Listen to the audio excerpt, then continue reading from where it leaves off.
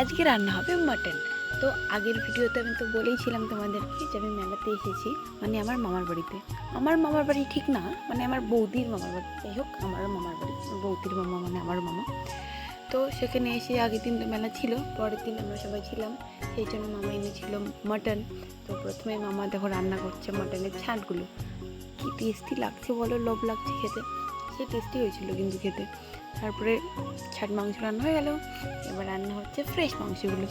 প্রথমে আদা রসুন পেঁয়াজ লঙ্কা যা সব বাটাগুলো দিয়ে দিল, মানে পেঁয়াজ বাটা দেয়নি, পেঁয়াজ গোটায় দিয়েছিল। তারপরে মাংসগুলোকে ধুয়ে সেগুলোকে তুলে দিল। মামা কিন্তু খুব টেস্টি মাটন রান্না করে, যে একবার খাবে সে বারবার খেতে চাইবে। তো সব মাটনগুলো দিয়ে ভালো করে মেখে ওগুলোকে জল দিয়ে ঢাকা দিয়ে দিল। যেহেতু এটা পাঁঠার মাংস, ওই জন্য জল দিয়ে সেদ্ধ না করলে না সেদ্ধ হবে না ভালো করে। আমি তো বলতে ভুল করেছি প্রথমে, মাটন পাঁঠার মাংসকে তো মাটনই বলে। যাই হোক, তো তারপরে সেটাকে সেদ্ধ করে ভালো করে কষিয়ে দিয়ে দিল আলু। আমাকে 2 পিস কষা মাংসও দিয়েছিল, খুব টেস্টি হয়েছিল। আমি তো টেস্ট করলাম, তারপর ঝোল ফুটে গেল।